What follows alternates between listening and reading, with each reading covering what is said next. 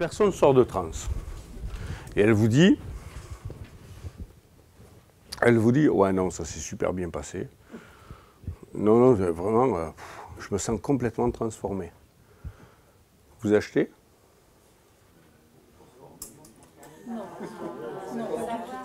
Non, c'est pas ça qu'il faut calibrer, c'est mon petit doigt qu'il faut calibrer. Mon petit doigt, il fait ça. Il bagote, mon petit doigt là. Vous achetez absolument pas, vous me la remettez en transe et vous demandez à la partie qui n'est pas entendue de revenir. Pareil, si d'un coup le pied se met à faire ça. Ou si vous avez des rougeurs qui apparaissent sur une partie du visage. Ou ici, des micro-mouvements ici, là. Des petites contractions qui apparaissent d'un coup qui se mettent à faire ça. Vous me remettez la personne en transe et vous allez demander à la partie qui n'est pas exprimée de venir exprimer ce qu'elle a exprimé. Toute incongruence corporelle est le signe qu'il y a un morceau peut-être tout petit, mais qui n'est pas entendu. Et il peut s'exprimer que par le corps. C'est toujours de la personne elle-même qu'il s'agit? Oui. Cette personne qui n'est pas entendue? Oui. C'est pas précisé. Non, mais ça peut être quelqu'un d'autre. Ça peut être, par exemple, supposez une famille où vous avez un petit frère qui avait 5 ans et qui ne pouvait pas s'exprimer.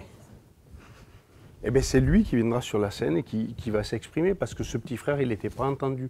Mais vous, le mal-être que vous avez vécu pour lui ce mal-être.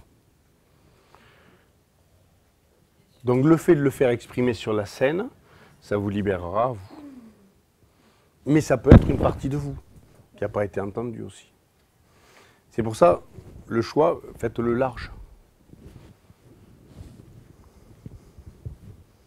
N'hésitez pas. Hein, puis ça, partout. Dès que vous voyez qu'il y a une incongruence ou un risque d'incongruence, demandez à ce que, si une partie ne se sent pas entendue, qu'elle s'exprime. La notion de partie en hypnose ou en PNL, c'est une notion très très importante. C'est une notion majeure. Elle est majeure à 2 niveaux. Elle est majeure parce que certaines émotions ne peuvent être libérées que comme ça, qu'en créant une partie.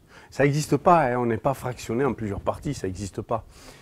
C'est une métaphore. Mais si je dis, ça fait. Si je dis, ça existe. Donc si je dis qu'il y a des parties dans la personne, elles existent.